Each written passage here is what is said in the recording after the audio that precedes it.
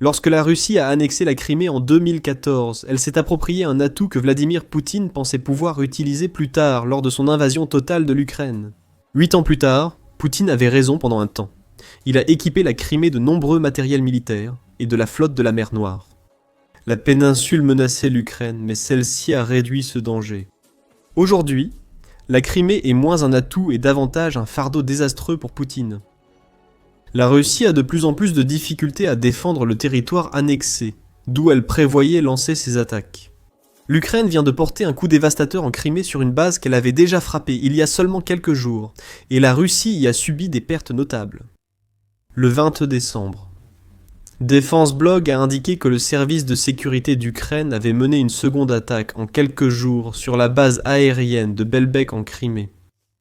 La première de ces attaques a détruit des systèmes de défense aérienne clés sur la base, y compris certains radars dont la Russie avait besoin pour diriger le tir de ses S-400 et de ses avions de chasse. Maintenant, avec un couloir aérien apparemment sécurisé, l'Ukraine semble avoir décidé que frapper Belbek à plusieurs reprises, jusqu'à ce que la Russie parvienne à régler son problème de radar, est au programme. Et le service de sécurité d'Ukraine a fait exactement cela. Le 20 décembre, ils ont détruit 2 chasseurs utilisés par la Russie pour la défense et les opérations contre l'Ukraine. Le service de sécurité d'Ukraine a utilisé Telegram pour annoncer le succès de son opération, déclarant « Des drones longue portée du centre des opérations spéciales Alpha du service de sécurité d'Ukraine ont frappé 2 avions Su-27 sur la base militaire russe de Belbek, en Crimée temporairement occupée. Le service de sécurité d'Ukraine a précisé qu'un Su-27 était sur la voie de circulation de Belbek, armé, suggérant qu'il allait décoller pour une mission de combat. La localisation du second avion reste inconnue. On ignore s'il était dans un hangar ou à l'extérieur sur la base. Peu importe, les 2 Su-27 sont désormais des épaves en flammes à cause des drones du service de sécurité d'Ukraine. Le service de sécurité d'Ukraine a terminé sur Telegram en expliquant pourquoi cette base a été visée. Un avertissement indique que d'autres drones ukrainiens pourraient arriver en Crimée plus tôt que prévu. Les frappes du service de sécurité d'Ukraine sur des aérodromes et la destruction d'appareils et de défense aérienne en Crimée occupée réduisent fortement le potentiel militaire régional. Le service de sécurité d'Ukraine a déclaré que ce travail systématique continuera. Ne sous-estimez pas l'importance pour l'Ukraine d'avoir abattu ces 2 avions, même s'ils comptent parmi les plus anciens de l'armée de l'air russe. Les Su-27 restent très utilisés et ont déjà posé de nombreux problèmes à l'Ukraine.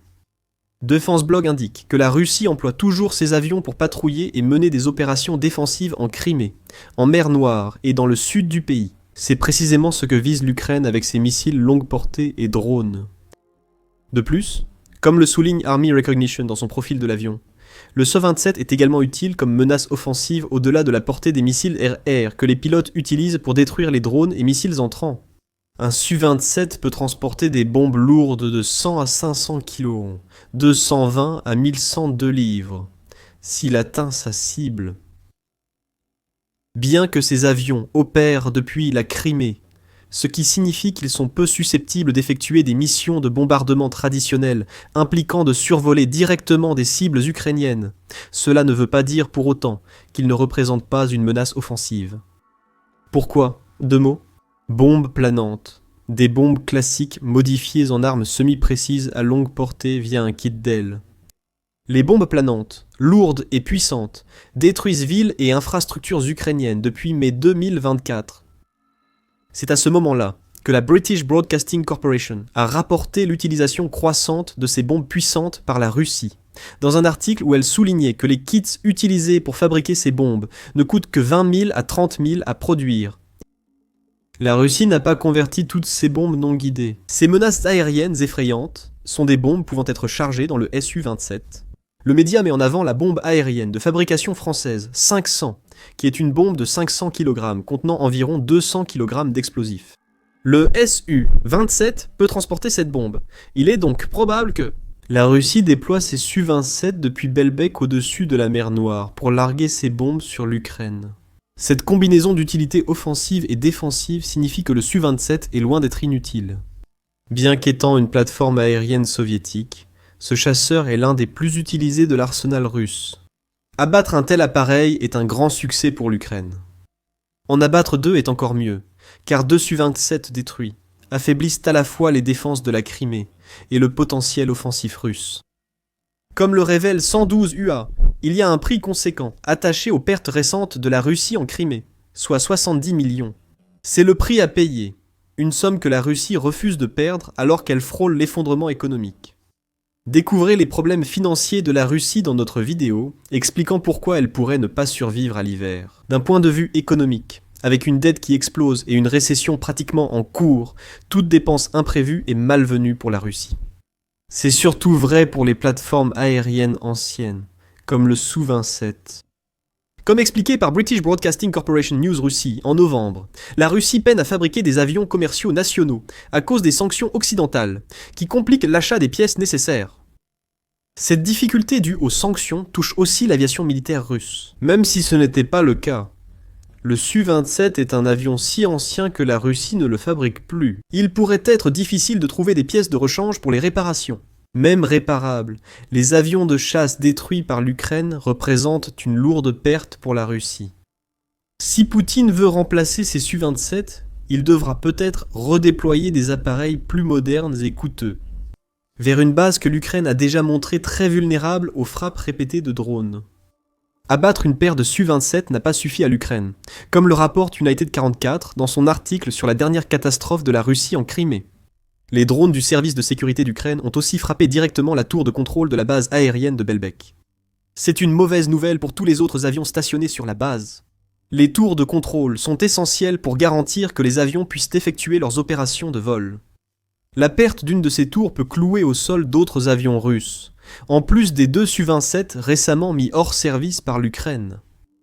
La Russie subira fortement cette perte, surtout après avoir perdu un autre appareil à Belbek il y a quelques jours. Comme mentionné plus tôt, cette frappe du service de sécurité d'Ukraine sur Belbek est la deuxième en quelques jours. La première frappe du 18 décembre a été très efficace. Le service de sécurité d'Ukraine indique sur Telegram le 18 décembre que ces drones ont détruit pour des centaines de millions de dollars d'équipements russes sur cet aéroport. 2 radars, Nebo SVU, un radar 92 N6 du S-400, triomphe un système Pantsir S-2 et un MiG-31, armé. Cette longue liste de cibles montre comment l'Ukraine a éliminé les 2 Su-27 récemment détruits. Quelques jours après la frappe, l'Ukraine a détruit les radars et un Pantsir S-2 pour affaiblir la défense aérienne de la base. La perte du MiG-31 était significative, car la Russie l'utilisait pour la défense aérienne. Belbek est maintenant une cible facile pour l'Ukraine. La Russie devrait retirer rapidement tout équipement précieux restant. Si elle ne le fait pas, l'Ukraine pourrait bien frapper encore et encore, jusqu'à ce que tout à Belbek soit en flammes. Ce qui se passe à Belbek n'est qu'un exemple d'une campagne bien plus large en Crimée, qui a vu la péninsule passer du statut de l'un des territoires les plus importants que Poutine a volé à l'Ukraine à celui de cible évidente pour les drones et missiles longue portée ukrainiens. Le 20 décembre, le service de sécurité d'Ukraine a confirmé que la Crimée demeure la priorité majeure de l'Ukraine. Et ce sont des frappes comme celle-ci qui contribuent à desserrer lentement l'emprise que Poutine exerce sur la péninsule depuis plus de 10 ans. En mai 2024, le monde a souligné que la Crimée était l'une des principales priorités de l'Ukraine. Maintenant que la guerre avait atteint un point où l'Ukraine était tout aussi capable de passer à l'offensive que de se défendre contre les nombreuses attaques de la Russie, les missiles et les drones traversant le ciel de la Crimée étaient devenus un phénomène presque quotidien à ce moment-là, affirmait le média. Une raison principale expliquait cela. L'Ukraine attendait alors l'arrivée des premiers F-16 promis par ses partenaires occidentaux. L'arrivée des avions occidentaux en Ukraine prendra encore plusieurs mois, le premier ayant été livré en août 2024. Mais le monde a suggéré que l'Ukraine cherchait à affaiblir les défenses de la Crimée russe en prévision de leur arrivée. Nous savons désormais que l'Ukraine n'a pas utilisé ses F-16 ni d'autres chasseurs en Crimée. Sans doute car survoler la mer Noire risque de les faire abattre. En 2024, l'Ukraine avait encore d'autres raisons de viser la péninsule. La Crimée demeure un centre logistique clé pour l'armée russe, sur le front sud selon Le Monde. Les trains circulent toujours sur le pont de Kertch, malgré les dégâts de 2022 et 2023 qui ont imposé une limite de tonnage transporté. De nombreuses navettes traversent la mer d'Azov jusqu'au port oriental de la péninsule pour approvisionner les troupes de Moscou. Rappelez-vous les commentaires du service de sécurité d'Ukraine mentionnés plus tôt. L'organisation et d'autres, frappant la Crimée, précisent qu'elles visent à affaiblir la machine de guerre du Kremlin. C'est ce qu'ils veulent dire. Cette péninsule, à la fois centre logistique et menace pour l'Ukraine, doit être frappée fréquemment pour perturber les opérations militaires russes à l'arrière, Alors que des négociations de paix se tiennent, la campagne ukrainienne en Crimée prend une autre dimension. Selon l'inspection générale des services, toute action ukrainienne qui affaiblit la mainmise de Poutine sur la Crimée est bénéfique. Du point de vue de l'acquisition de leviers, cependant, la Russie continue d'essayer de s'enfoncer davantage dans le Donetsk, que Poutine utilise lui-même comme moyen de pression. La réalité, c'est que les lignes de front évoluent à un rythme d'escargot, ce qui permet à l'Ukraine de concentrer ses ressources sur la péninsule de Crimée. Quand Poutine dit que l'Ukraine perd du terrain à Donetsk, l'Ukraine peut souligner que ses forces peinent à avancer. À noter, en Crimée, il y a aussi un aspect financier. Comme le souligne le GSI, plus les drones et missiles ukrainiens frappent la Crimée, moins il y a de touristes russes qui visitent la péninsule. La Russie affirmait qu'entre 6 et 8 millions de touristes se rendaient en Crimée chaque année en 2021. Même si Promote Ukraine conteste ces chiffres, affirmant qu'ils concernent le trafic de passagers et non les touristes, des millions de Russes évitent potentiellement la Crimée à cause de l'Ukraine. Moins de touristes signifie moins d'argent dépensé. Nous avons déjà évoqué la raison. La Russie doit obtenir un maximum d'argent de toutes les sources possibles, vu les difficultés économiques. Il y a aussi l'aspect territorial de la Crimée à prendre en compte lorsque l'on se demande pourquoi la péninsule est une priorité pour l'Ukraine. La Russie a illégalement annexé la Crimée en 2014, alors que ce territoire appartient à l'Ukraine. Les opérations du service de sécurité d'Ukraine contre des bases comme Belbek visent à prouver l'importance de l'intégrité territoriale et à reprendre la Crimée. Le résultat, c'est que l'Ukraine ne pourra pas chasser la Russie de la péninsule uniquement avec des drones et des missiles, mais ce n'est pas le but recherché. Rien ne doit suggérer que l'Ukraine est prête à céder cette partie de son territoire, ce qui avantagerait Poutine. La British Broadcasting Corporation a noté en mai que Donald Trump a déjà remis en question la position de l'Ukraine sur la Crimée, ayant demandé si Volodymyr Zelensky la voulait vraiment. Pourquoi n'ont-ils pas défendu son cas il y a 11 ans, quand elle a été remise à la Russie sans résistance ? Bien sûr, cette déclaration semble manquer de compréhension de la nuance de la situation de l'Ukraine à l'époque, car le pays n'était absolument pas assez fort pour répondre à la campagne d'agression de la Russie en 2014, vu les réactions à l'invasion de 2022. Même si Volodymyr Zelensky envisageait de céder la Crimée pour la paix, ce qu'il juge historiquement impossible, il ne pourrait pas le faire. Selon la British Broadcasting Corporation, l'article 2 de la Constitution ukrainienne affirme que la souveraineté du pays couvre tout son territoire, qui est indivisible et inviolable. En résumé, Volodymyr Zelensky, même président de l'Ukraine, ne peut légalement approuver la cession de la Crimée à la Russie. Ce point explique pourquoi l'Ukraine fait de la Crimée une priorité. Sa propre constitution affirme que la péninsule fait partie de l'Ukraine et doit être défendue en tant que telle. En réalité, l'Ukraine ne frappe pas la Crimée, elle la défend face à l'occupant. A passé 10 ans à renforcer les défenses en Ukraine. Elle détruit efficacement des actifs que Poutine croyait à l'abri de frappes ukrainiennes. Comme Poutine s'est trompé, et la sous-estimation de son adversaire par Poutine signifie que la Crimée est devenue quelque chose que nous avons mentionné lors de l'introduction de cette vidéo, un handicap. La Russie a beaucoup investi pour russifier la Crimée, selon Poutine, mais cette région lui faisait perdre de l'argent.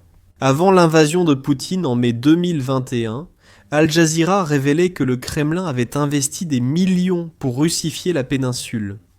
Sur ce montant, 37 milliards ont servi au pont de Kertch reliant la Crimée à la Russie. Des hôpitaux, autoroutes, lignes de transmission et centrales électriques ont aussi été construits. De plus, les sanctions imposées aux entreprises russes, en réponse à l'annexion de la Crimée, ont coûté à ces sociétés des dizaines de milliards de dollars. Ajoutez à cela le coût du matériel militaire envoyé par Vladimir Poutine en Crimée, avant et après l'invasion. Les 70 millions perdus par la Russie après la destruction de 2 Su-27 par le service de sécurité d'Ukraine en Ukraine ne sont qu'une petite partie des pertes subies sur la péninsule. La frappe de Belbek du 18 décembre aurait coûté des centaines de millions de dollars à la Russie. Et ce ne sont là que 2 attaques contre l'infrastructure militaire de la Crimée. Parmi de nombreuses attaques, la Russie a perdu des milliards de dollars en matériel militaire. Aux pertes touristiques s'ajoute tout l'argent disparu. La Russie ne peut pas considérer la Crimée comme sienne, tant que les missiles et drones ukrainiens l'atteignent. On en est arrivé au point où une parcelle de terre qui était censée être l'un des plus grands atouts de la Russie est devenue une faiblesse majeure pour Poutine. Concernant la Russie contrainte de déplacer du matériel militaire vers la Crimée, cela se faisait déjà en juin 2024. À ce moment, Défense Express a indiqué que la Russie renforçait la défense de la Crimée après des frappes ukrainiennes, révélant l'insuffisance de ses défenses. Ces frappes, de juin 2024, ont déterminé la stratégie ukrainienne en Crimée. La série d'attaques a détruit des éléments clés comme les radars utilisés par les systèmes de défense aérienne S-300 et S-400 de la Russie, ce qui a ouvert la voie à d'autres frappes contre d'autres infrastructures. À Belbek, on a d'abord neutralisé les radars, puis frappé les chasseurs. Ce genre de frappe place Poutine face à un dilemme, selon Défense Express. Même si la Russie peut remplacer vite ces systèmes, une usure continue l'obligera sans doute à prendre de l'équipement ailleurs. Comme précédemment, elle veut garder la densité de sa défense aérienne, selon la source. Sinon, la Russie pourrait devoir réduire ses capacités.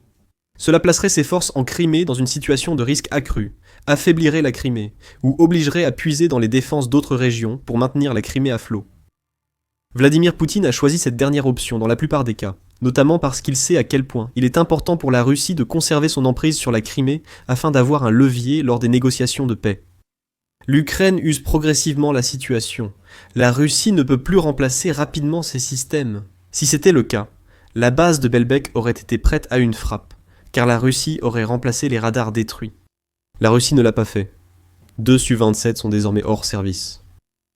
La nouvelle Europe de l'Est précise que l'Ukraine a réussi au-delà du continent criméen. Ces drones et missiles ont détruit 33 navires de la flotte de la mer Noire basée autrefois en Crimée. Le reste des navires russes s'est depuis retiré, affaiblissant encore davantage la présence militaire de la Russie en Crimée, et permettant à l'Ukraine de concentrer davantage ses efforts sur des cibles terrestres plutôt que maritimes. Poutine pensait causer plutôt autant de problèmes à ses adversaires pendant la guerre. La Crimée complique aussi les ambitions territoriales de Vladimir Poutine en Ukraine. New Eastern Europe indique que jusqu'à 160 000 soldats russes sont présents sur la péninsule au lieu de combattre en Ukraine. Ils doivent l'être, comme les systèmes de défense aérienne et autres équipements militaires. Poutine doit mobiliser de nombreuses ressources, dont des soldats, pour défendre la Crimée contre les attaques ukrainiennes. Ce sont des milliards de dollars dépensés pour une force qui ne contribue que très peu, voire pas du tout, à l'objectif principal de la Russie de prendre le contrôle de l'Ukraine. Cette base, prévue pour les opérations dans le sud, est devenue un engagement défensif épuisant les ressources et limitant les offensives russes. Cela résume le dilemme de la Russie sur la Crimée. Poutine ne peut pas se permettre de défendre la Crimée, mais il ne peut pas non plus se permettre de la perdre. L'Ukraine profite de cela en appliquant une stratégie d'usure, infligeant à la Russie une mort à petit feu, en utilisant la Crimée pour affaiblir la machine de guerre russe. Le 12 décembre, c'était 2 Su-27. Lors de futures frappes, il pourrait s'agir de davantage de chasseurs, de radars, de systèmes de défense aérienne, ou même de troupes qui tomberont sous la puissance des drones ukrainiens. N'oubliez pas ce qui s'est passé. Nous avons déjà évoqué plusieurs fois l'attaque du service de sécurité d'Ukraine contre Belbek le 18 décembre, une grande opération. Pour en savoir plus sur cette attaque et notre prédiction d'une seconde frappe rapide, regardez notre vidéo. Si vous avez aimé cette vidéo, abonnez-vous à The Military Show pour d'autres reportages sur la campagne d'Ukraine en Crimée. Et merci de nous avoir regardés.